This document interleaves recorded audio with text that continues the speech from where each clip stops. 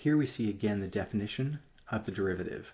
Given a function f, if we look at how it changes between the point x and the point x plus h a little bit further along, and divide by that interval, so we get a rise over a run calculation, the derivative is the value we get as we let h approach 0.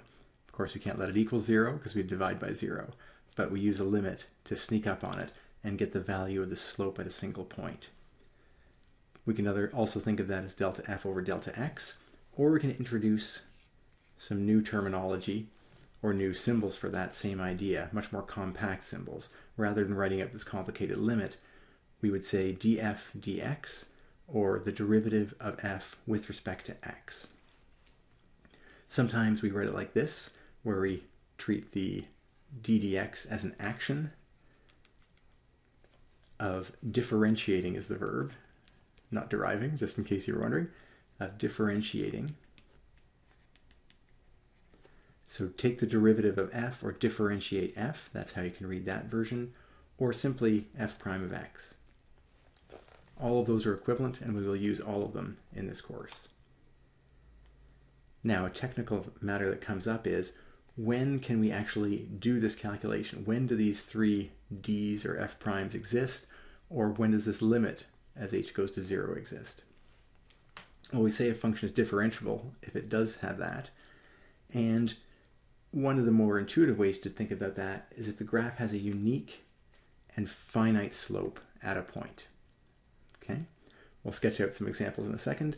Another way of saying that, though, is f is differentiable at a if its graph has a tangent and a unique tangent at the point, and it can't be purely vertical. It can't go straight up and down because the slope of a vertical line is infinitely large, and it's not a nice finite number. So there's a little description of that. If we have a vertical tangent line, then we would not consider that a differentiable point.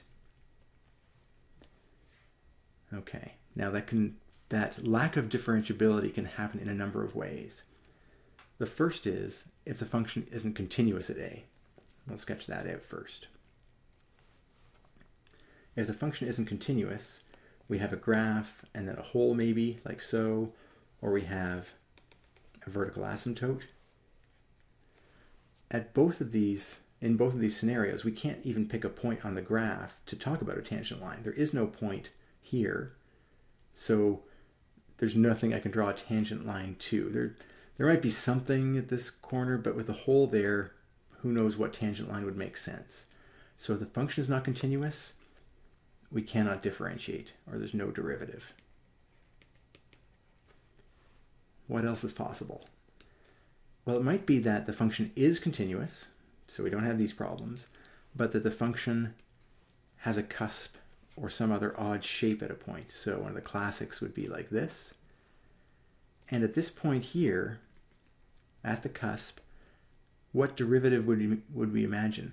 Well, some people might say a flat line, but someone else could make just as good a case for a line that's tangent to this part of the curve, or that's tangent to this part of the curve, or really anything in between, because it would only touch at one point. All of those lead to different answers, which means, for our purposes, that there is no single answer, and so there is no derivative. The last common case is when the function has a vertical tangent at the point. And so what would that look like? One of the common ones would be something like square or cube root of x. If you look at cube root of x, just when it passes through the origin, this is a purely vertical tangent. And under those conditions, we would say that there's no derivative there as well. And the reason is there is a tangent line, yes, but the slope is infinitely large, so we can't say the slope is some finite number, and the derivative is the slope of the tangent line. So those are the three most common ways that a function can fail to be differentiable. Let's actually take a quick look at a classic example. That would be the absolute value function. The absolute value function has a nice simple graph. We've seen it before. There we go. Let's try that and see if it goes straight. There we go. So that's the absolute value graph. And what can we say about that graph at the obvious interesting point down here at x equals 0? The absolute value graph is fine here, it's fine here, it's continuous, it's differentiable, it's everything else. What can we say about here? Well, we can tell that the limit as x goes to 0 of the absolute value of x exists. How can we tell that? Well, from the graph, we're going to head closer and closer to 0, and from this side, we're going to head closer and closer to 0. So the limit exists and equals 0. That's the first thing. We can also say that the function is continuous. We can draw it as one solid line, one pencil stroke. So absolute value of x is continuous at x equals 0. What it is not is differentiable. Again, it has exactly the cusp we just talked about. I could draw a tangent line like this or like this, and neither one would be unique in determining the single slope at that point. So what we might have always thought about the absolute value function, that it's somehow anomalous, it's not about its limits, it's not about its continuity, it's about whether it's differentiable. And it is definitely not differentiable at x equals 0.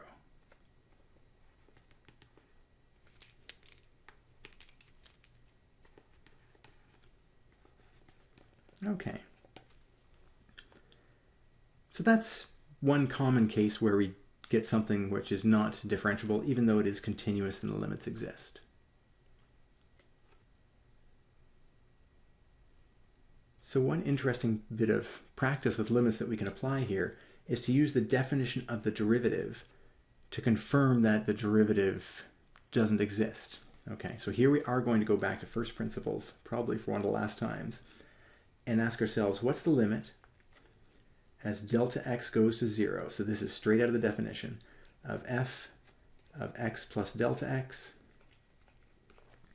minus f of x all over delta x. Now we're going to stroke out a few things here. First, we're going to note that this is the definition of the derivative.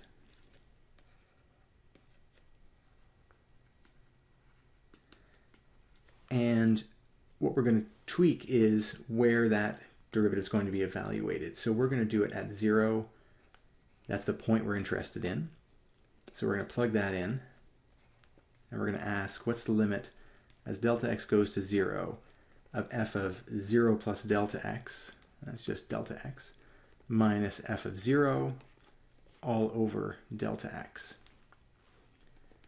And remember now that our function is simply equal to the absolute value. And I have to be a little bit careful. The whole point of a function having a variable in here is that it gets copied directly into what comes after the equal sign. So if we have a delta x inside, we're going to have a delta x inside our absolute value. So f of delta x is the same thing as the absolute value of delta x. F of 0 is the same as the absolute value of 0 over delta x. And last but not least, subtracting 0 obviously doesn't do anything, so we simply have the absolute value of delta x over the single regular value of delta x. And here we encounter our first problem. Really, we should, to go fully formal on this, we would say, let's take the limit as delta x goes to 0 from the right, and the limit as delta x goes to 0 from the left. But I think we can do that in sort of a short form here and get the same answer a little more quickly. If delta x is positive, then what happens to this absolute value? It doesn't do anything. So we'd have delta x over delta x. The limit will equal 1. But if we talk about a small delta x that happen to be negative, then what will the limit be? Well, we'll have the absolute value of a negative number, that's positive, over delta x, which is negative, Well, that limit's going to equal -1. That means we get two different limit values, or better yet, two different one-sided limits.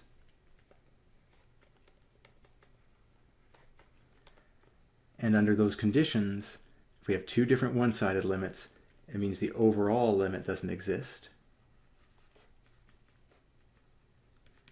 If they don't agree, we can't have an overall limit. And why did we care about that limit in the first place? If we trace our way all the way back to the start, that original limit was equal to the slope of the tangent line.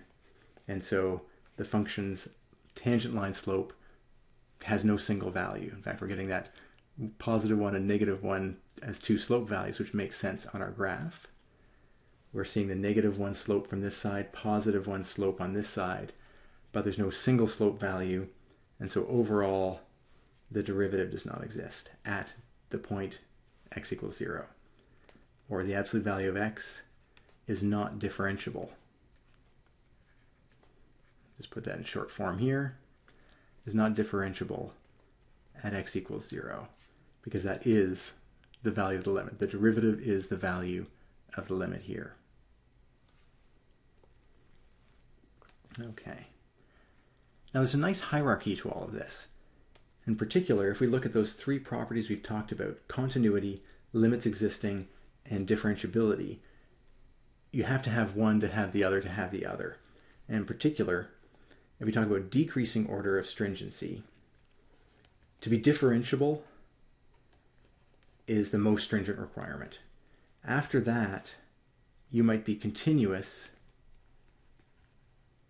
but not differentiable.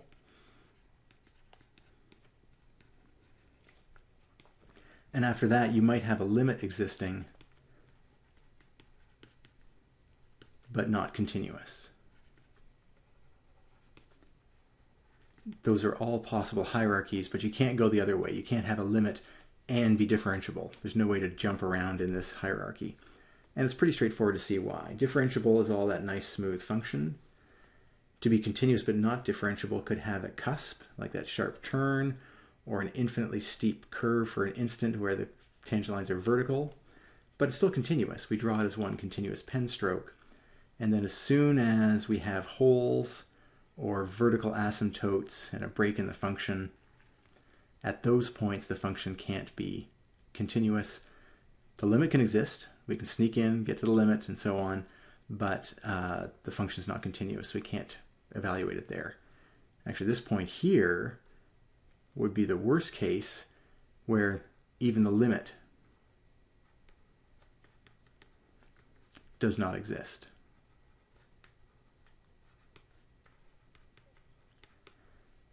At that vertical asymptote there, the limit doesn't exist, and that would be even one case less well defined in this hierarchy here. All right, as a closing note on these 6 pages, it's worth noting that all of this concern with differentiability only comes up in relatively rare occasions compared to day-to-day activities. Let's just go back one step. If we think of the vast majority of functions that you've seen that you worked with, almost all of them are differentiable. In particular, if you talk about the classic models of polynomials, exponentials, logarithms, and roots, those are differentiable almost everywhere. There might be the occasional point where something's not defined or the function isn't continuous, but by and large, most points are so-called good points on the function. So while we will spend some time or some concern occasionally about whether a function is differentiable somewhere, most of the time we're just going to assume that it is differentiable or work with functions that are differentiable and not concern ourselves with those technical details as often.